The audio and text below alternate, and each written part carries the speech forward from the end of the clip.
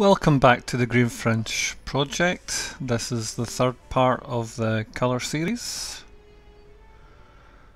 Again, I'm using Atelier Interactive Acrylic and I'm using their Fast Fixer medium. So the paint is drying very quickly. At this stage, the bird has been blocked in acrylic. And what I want to do now is work on the background foliage, knowing full well that when I do bring in the colours here, it's going to change the overall impact of the bird in the centre. So I'm going to be interested to see how the colours influence how the total amount of colour is influenced, changed, or perceived by this new balance. I'm sticking to the colours that I've used already. This is arylamide yellow and it's been mixed with French ultramarine blue to give a kind of mid-green. One with a slightly blue bias, one with a slightly yellow bias of those two colours. The darker, the one nudging towards blue, is used for the shade area, and the one nudging towards arylamide yellow is for the areas that are in more direct sunlight. The Fast Fixer medium dilutes the colour, makes it transparent, and as it's laid on this sealed graphite layer, you can see that a single colour can yield various different tints and tones, different kind of strengths, influenced by the underdrawing beneath it. This is one of the joys of glazing, is that by placing on a single colour, you can get a variety of different tones because glazing permits the top layer to be influenced by the lower layers. Why is this good for me? Well, there's a number of reasons, and I haven't spoken about my ME condition up until this point. With ME, I get very tired very quickly, but also the brain fog aspect of it means that I don't feel that I'm able to cope with too many variables at one time. So by working with one set of colours, a limited set of colours, I've limited the set of choices that I have to deal with at a given time. It just makes it more manageable for me. And again, working in this way over a kind of toned under painting, it actually reduces the workload for me. So in a way, I'm maximising the amount of dividend I get for the effort that I expend. So it seems like a laborious way to go about it. It seems like it's had lots and lots of stages.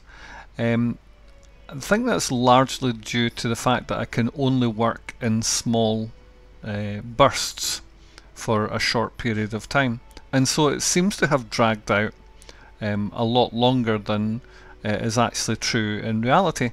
I think I've only been on this work for about 3 or 4 hours in total. Much more time has been used up in the lag period between painting sessions on doing the video edits and the voiceovers like this one right now.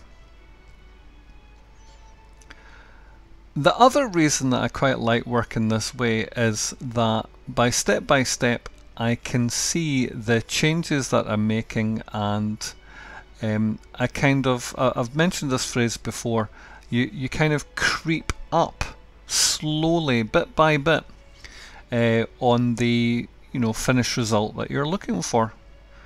Again, it's manageable for me in terms of the amount of effort that I can give out in a day, which is now down to about 3 hours of good energy in a day, and also the amount of demand it makes upon me in terms of concentration. So the glazing is working very quickly. The mid-tone is working here quite well with the arylamide, which was put down before. And so the leaf that I'm painting right now, just above the head of the greenfinch, is becoming more modelled. It's more evident as a 3D, as the illusion of a 3D form, and it's altogether, you know, more satisfying in the sense that it appears to be more resolved. Just I think because it's becoming more complete. So I'm working on different areas, and each layer is, you know, the same paint, but by adding, you know, increasing layers, you build up the strength of tone, and you can decide whether or not some tone is, you know, extra tone is needed in one area, or you can drop off the amount of tone or colour that you need in another area. These areas that I'm working behind the principal leaves, I'm doing in a very fast manner, not just because the image has been sped up, but more loosely,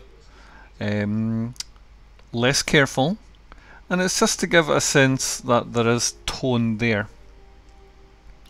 I have diluted the mix that I've made even further by applying raw fast fixer medium onto the surface that you can see, and that helps me to spread out the paint and give you know, another value to the paint. So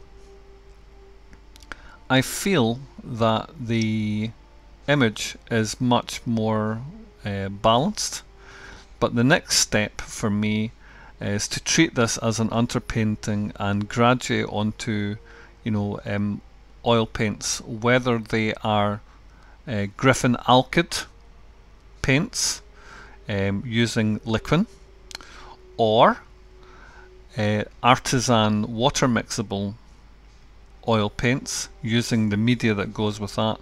I haven't quite decided yet, but whatever medium and materials I choose, they will be placed on top of this treated as a blocked in underpainting.